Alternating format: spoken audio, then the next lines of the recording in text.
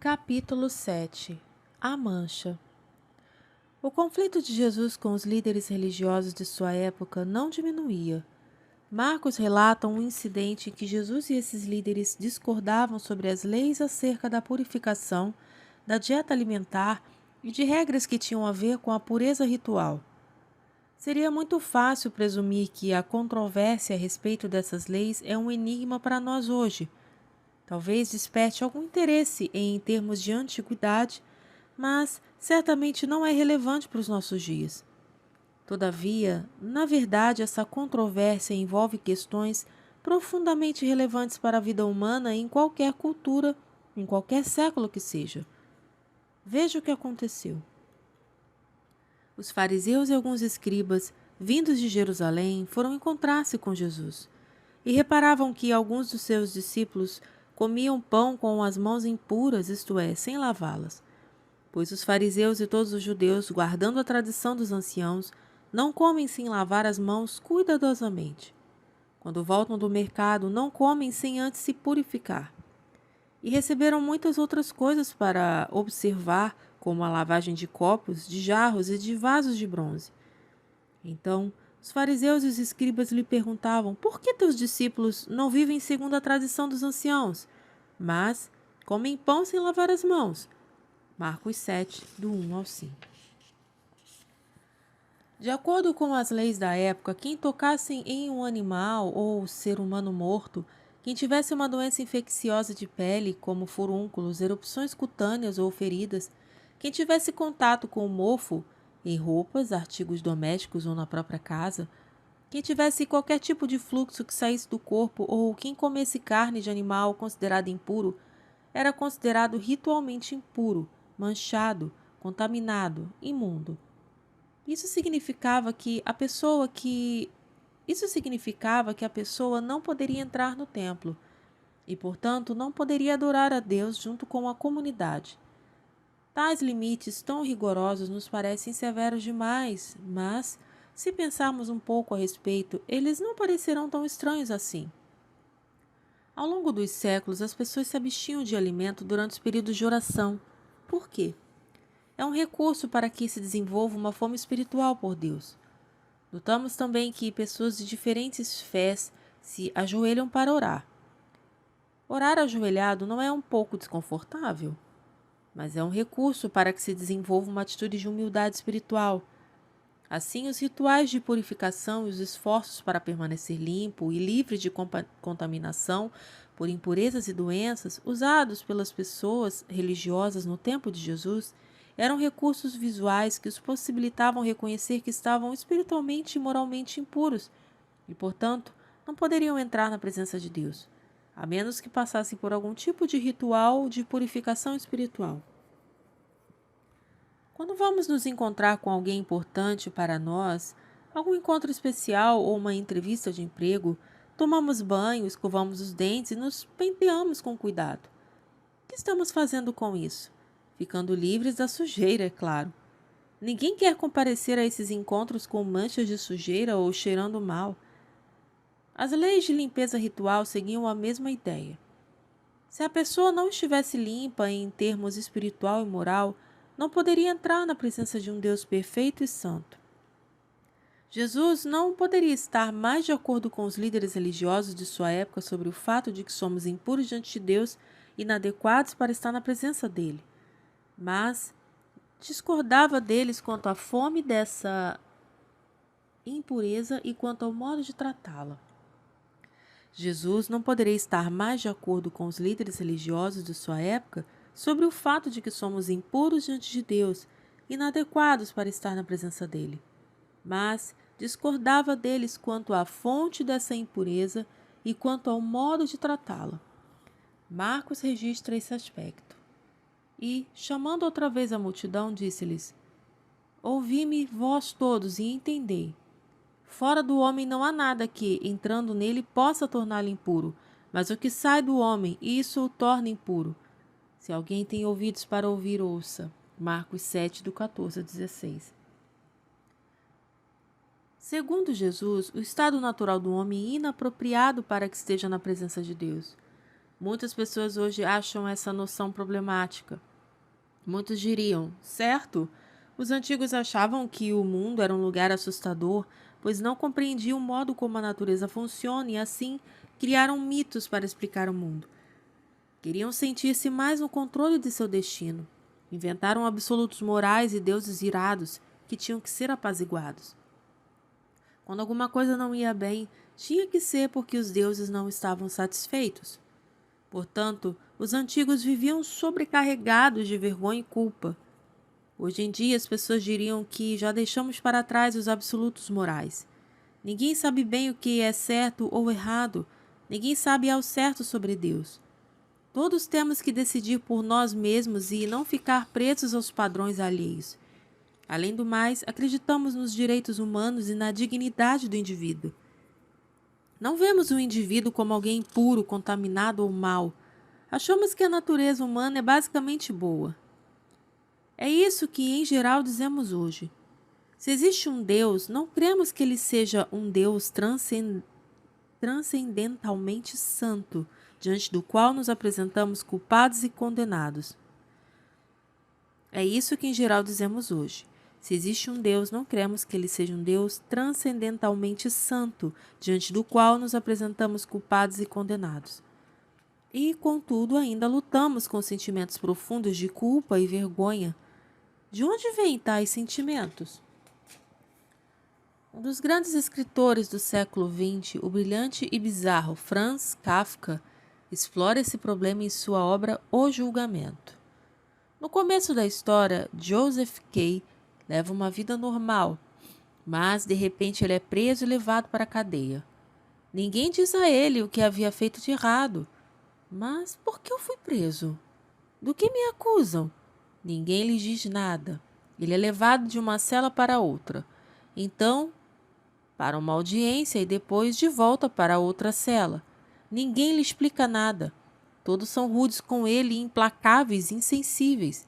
Eles dizem: você tem que falar com o meu supervisor, eu só sigo ordens. E ele continua a ser levado de uma audiência a outra, de uma cela a outra. Ninguém nunca lhe diz o que aconteceu de errado. Joseph K. começa a refletir sobre a própria vida. Talvez tenha sido por isso. Será que fui preso por isso? De fato, fiz isso? Me parece que tenha sido algo tão mal para justificar a prisão, mas pode ser acontecido. Não me parece que tenha sido algo tão mal para justificar a prisão, mas pode ter acontecido. Mas ele jamais descobre o motivo. No final, ele leva uma facada de um dos guardas e morre. Em um dos seus diários, Kafka disse algo que muitos consideram ser o tema dessa obra. O estado em que nos encontramos hoje é de pecado, bem independente da questão de culpa. Em outras palavras, vivemos hoje em um mundo em que não acreditamos em julgamento ou em pecado, mas apesar disso, ainda sentimos que há algo de errado conosco. Kafka passou realmente perto da verdade. Embora tenhamos abandonado as categorias antigas, ainda carregamos um profundo e inevitável senso de que, se passássemos por um exame, seríamos rejeitados.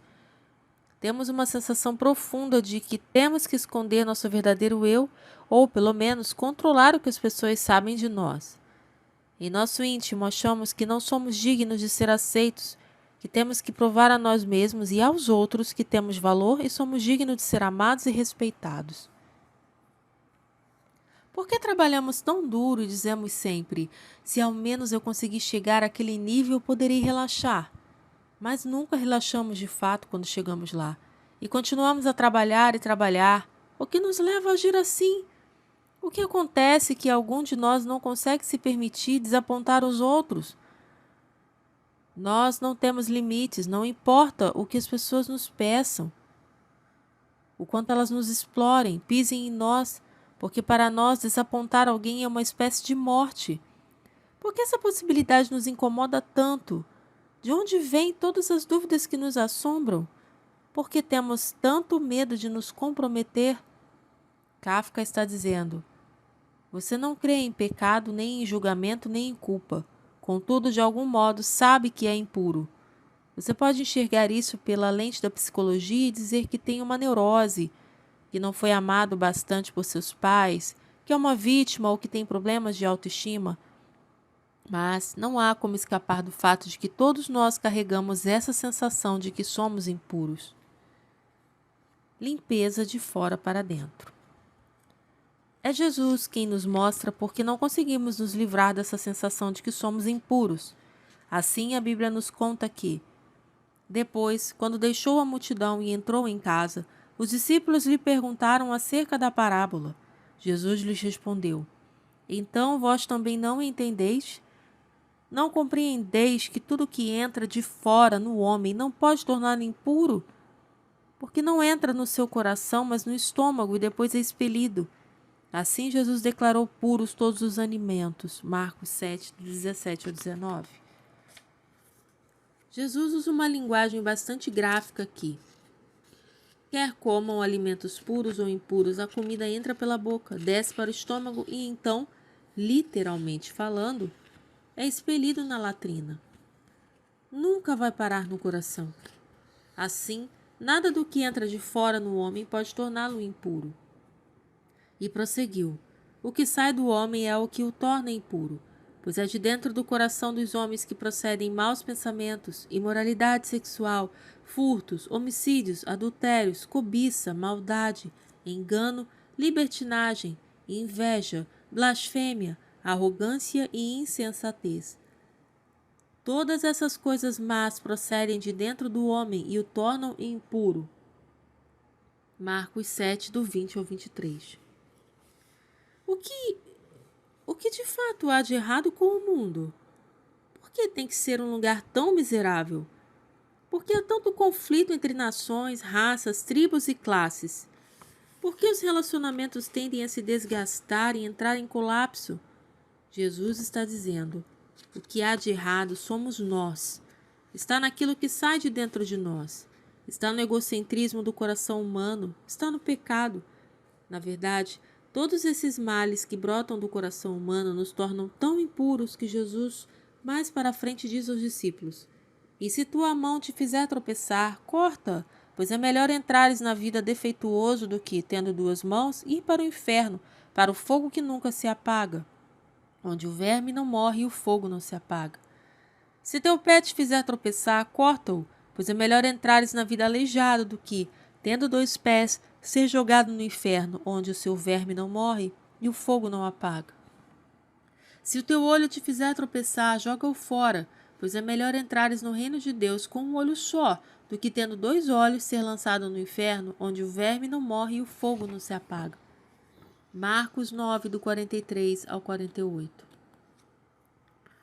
O comportamento pecaminoso, daí a referência à mão e ao pé, e o desejo pecaminoso, daí a referência ao olho, são como um incêndio que começa na sala de estar.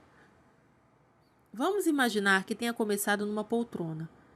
Você não pode simplesmente ficar sentado dizendo: ora, não é a casa inteira que está em chamas, é só uma poltrona. Se não fizer algo de imediato, se não tomar uma medida decisiva, o fogo tomará conta da casa inteira. O fogo não se contenta com pouco. Não tem como fazê-lo arder lentamente ou confiná-lo em um canto. Ele acabará tomando conta de tudo. O mesmo acontece com o pecado. Ele nunca fica restrito ao seu lugar, sempre nos leva à separação de Deus, o que traz intenso sofrimento, primeiro nesta e depois na outra vida. A Bíblia chama isso de inferno. É por isso que Jesus recorre à drástica imagem da amputação. Não pode haver concessões. Devemos fazer tudo o que estiver a nosso alcance para evitar o pecado. Se o seu pé faz você pecar, deve cortá-lo fora. Se seu olho, deve fazer a mesma coisa.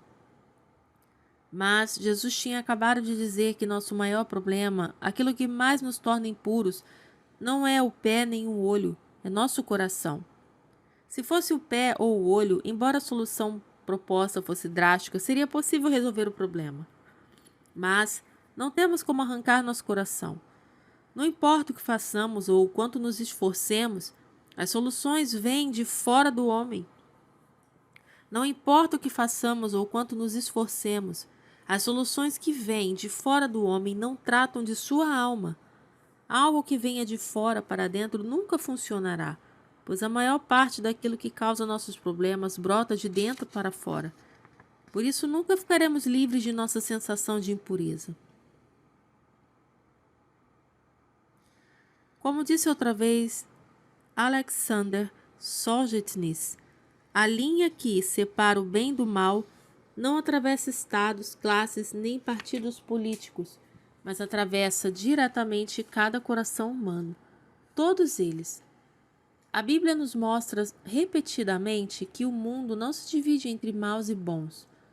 Pode ser que existam pessoas melhores e pessoas piores, mas não se pode fazer uma clara divisão entre bons e maus. Por causa do pecado e do nosso egoísmo, todos tomamos parte naquilo que faz do mundo um lugar fragmentado e miserável. Contudo, ainda estamos tentando lidar com essa sensação de impureza por meio de medidas externas, ou seja, tentando fazer uma coisa que Jesus disse ser basicamente impossível. Deixe-me fornecer alguns exemplos do que estou falando. Um dos exemplos é a própria religião. Se eu me mantiver afastado de filmes obscenos, de atividades profanas e de más pessoas, se orar e ler minha Bíblia, se me esforçar bastante para ser uma boa pessoa, então Deus verá que sou digno, virá e restaurará meu coração. Mas o problema, como disse Jesus, é que esse modelo não vinga. Você jamais se sentirá bom bastante.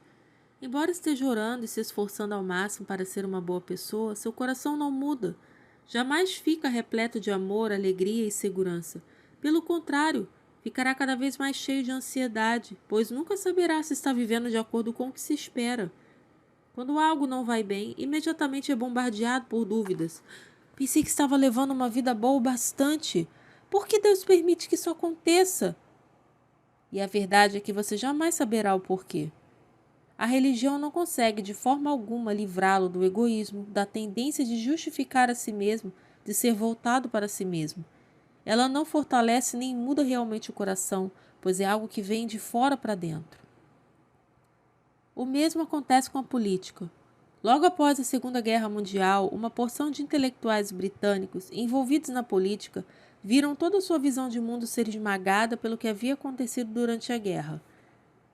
Em 1952, pouco antes de morrer, C. M. Joad, um filósofo socialista que sempre fora ateu, publicou um livro intitulado O Resgate da Crença, no qual ele confessa ter voltado a crer em Deus. Ele disse: "Foi por termos rejeitado a doutrina do pecado original que nós, da esquerda, sempre ficamos tão desapontados. Desapontados com a recusa das pessoas em ser razoáveis, com o comportamento de nações e políticos e, acima de tudo, com esse fato recorrente da guerra. Tanto o comportamento do povo quanto dos líderes era algo inexplicável para esse grupo de intelectuais, segundo Joad argumenta, pelo fato de eles não acreditarem no pecado.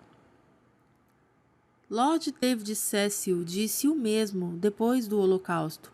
O jargão da filosofia do progresso nos ensinou a pensar que o estado selvagem e primitivo do homem tinha ficado para trás. Mas o barbarismo não ficou para trás. Ele está dentro de nós.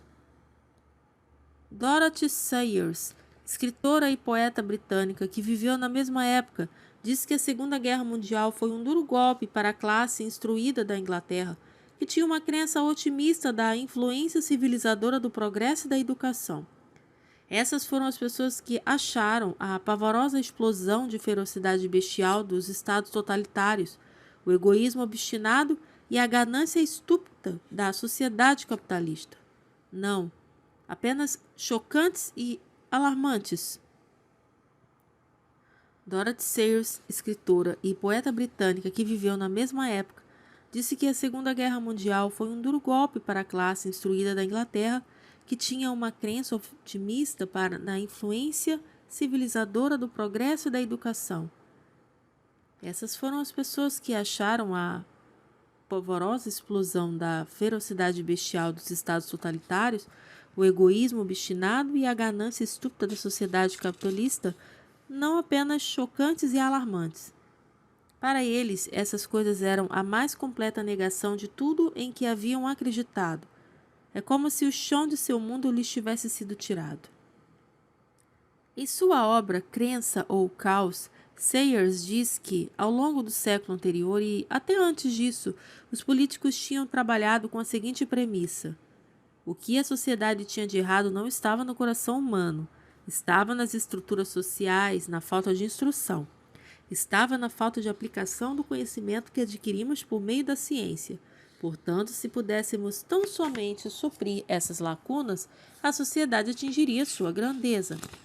No entanto, a história moderna está repleta de pessoas desiludidas, pessoas que achavam que o capitalismo ou que o socialismo faria de nós pessoas melhores. O pecado que está no coração do homem apenas se expressa de forma diferente em cada um desses dois sistemas. Assim, a política é apenas mais uma dessas abordagens de fora para dentro que não transformam o coração. Temos então o universo da cultura popular. Christina Kelly foi uma editora bastante bem-sucedida de revistas femininas. Ao longo de um período de muitos anos, ela trabalhou em revistas como Elle Girl e Jane e Sassy.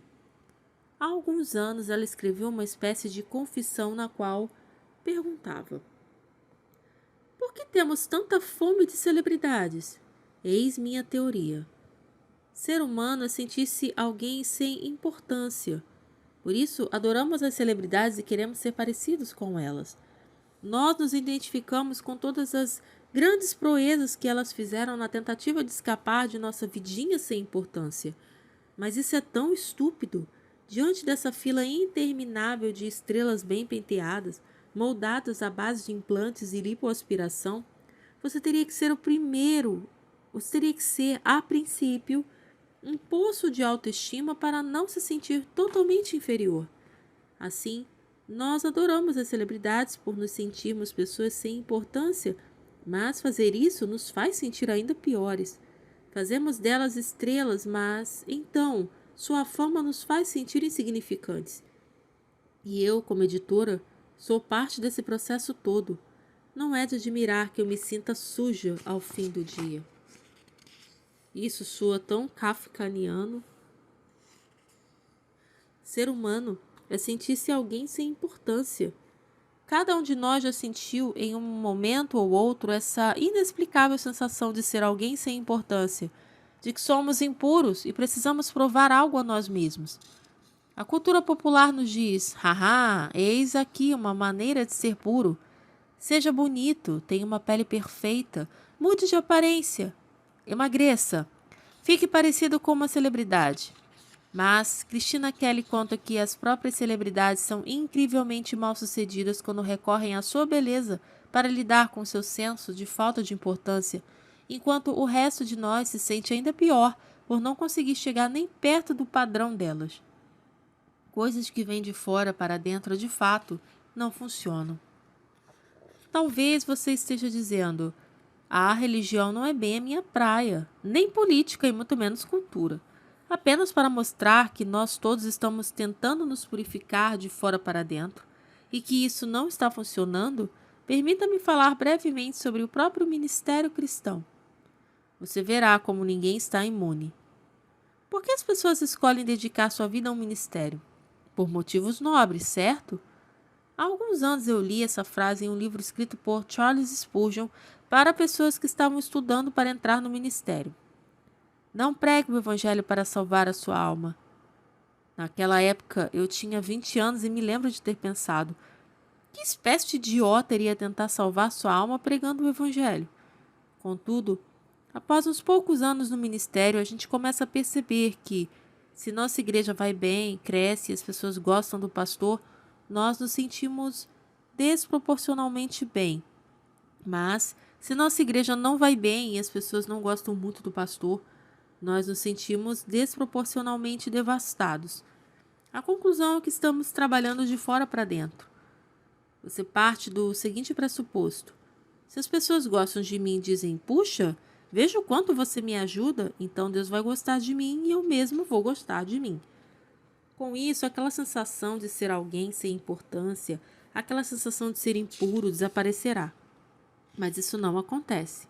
Há muitos anos li um estudo crítico de Romanos 1,17 que interpretava essa passagem da seguinte maneira: Aquele que for justo pela fé viverá. Na hora eu imaginava uma voz me dizendo, sim, e aquele que for justo pela pregação morrerá a cada domingo. Vê como nós todos estamos tentando nos purificar ou disfarçar a impureza que há em nós, compensando-a com boas obras? Mas isso não funcionará. O profeta Jeremias coloca essa questão de forma bem nítida. Ainda que te laves com soda e uses muito sabão, a mancha da tua maldade permanece diante de mim, diz o Senhor. Jeremias 2, 22. Limpar de fora para dentro não trata do problema do coração humano. Limpeza de dentro para fora. Diferentemente de Mateus, Lucas e João, Marcos quase nunca faz comentários ou interpretações de cunho editorial em seu evangelho. Por isso, quando ele de fato faz algum comentário desse tipo, é algo realmente importante. E ele fez um comentário assim nessa história. Assim, Jesus declarou puros todos os alimentos. Marcos 7,19. Não está escrito que Jesus disse que todos os alimentos eram puros. Se estivesse, então talvez o sentido disso fosse que Jesus disse que não precisamos nos preocupar tanto assim com os alimentos, que está tudo bem, podemos ir em frente e comê-los. Jesus estaria dizendo que as leis de purificação estavam ultrapassadas e deveríamos deixá-las para trás. Ele estaria dando uma opinião oficial sobre o assunto. Mas não foi isso que aconteceu. Nessa passagem está escrito que Jesus declarou puros todos os alimentos. Ele proclamou isso. Especialistas e estudiosos do grego concordam nesse ponto. Jesus está dizendo, a partir de agora eu torno esses alimentos puros. Eu chamei o mundo à existência, eu acalmei a tempestade, chamei uma menina de volta à vida. E agora eu chamo de puros todos esses alimentos. A fim de compreender a magnitude disso, é preciso se lembrar de que Jesus tem um respeito incrivelmente profundo pela palavra de Deus. Ele a considera autoridade até mesmo para si. No Evangelho de Mateus, ele diz que de modo nenhum passará uma só letra ou só um traço da lei até que tudo se cumpra. Ora, as leis sobre a purificação fazem parte da palavra de Deus. Jesus jamais olharia para qualquer parte da lei que fosse e diria, estou abolindo isso. Já passamos desse ponto. Portanto, o que ele está dizendo nessa passagem é que as leis sobre a purificação se cumpriram, que o propósito delas, isto é, fazer-nos caminhar em direção a uma purificação espiritual, se realizou. A razão pela qual não temos que segui-las como fazíamos é que elas se cumpriram. Que coisa incrível para ser dita! Mas como pode ser isso? Há muitos anos, eu e minha esposa ouvimos um sermão de Ray Dillard, um amigo nosso já falecido que foi professor do Antigo Testamento no seminário Westminster. Ele chorou durante a maior parte da pregação baseada em Zacarias 3. Zacarias é um dos livros proféticos do Antigo Testamento. No primeiro versículo do capítulo 3, Zacarias em uma visão é transportado ao centro do templo e diz isto: ele me mostrou o sumo sacerdote Josué diante do anjo do Senhor. O templo era dividido em 3 partes: o pátio exterior, o pátio interior e o lugar santíssimo. Esse último era completamente cercado por um espesso véu. Dentro dele ficava a Arca da Aliança, em cuja tampa ficava o propiciatório, e a Shekinah, a glória de Deus, a própria presença e face de Deus, aparecia sobre o propiciatório. Era um lugar temível. Em Levítico 16, Deus diz, e porá um incenso sobre o fogo diante do Senhor, a fim de que a nuvem do incenso cubra o propiciatório que está sobre o testemunho, para que ele, Arão, não morra. Somente uma pessoa, um único dia por ano, tinha permissão para entrar no lugar santíssimo. O sumo sacerdote de Israel no dia da expiação, o Yom Kippur. Zacarias então teve uma visão do centro do templo, do interior do lugar santíssimo, e ele viu o sumo sacerdote Josué diante do Senhor no dia da expiação. Ray Dillard, em sua pregação, baseando-se em seus estudos, contou em detalhes a imensa quantidade de preparativos que eram feitos para o dia da expiação. Uma semana antes, o sumo sacerdote era colocado em isolamento, levado de sua casa para um lugar em que ficaria completamente isolado. Por quê? para que ele não tocasse nem comesse algo impuro por acidente. Levavam-lhe alimentos puros e ele lavava seu corpo e preparava seu coração. Na véspera do dia da expiação ele não dormia. Ficava acordado a noite toda, orando e lendo a palavra de Deus para purificar sua alma. Então, no dia da expiação, ele se lavava da cabeça aos pés. Era vestido em linho branco, puro, sem manchas, e em seguida entrava no lugar santíssimo e oferecia um sacrifício, um animal.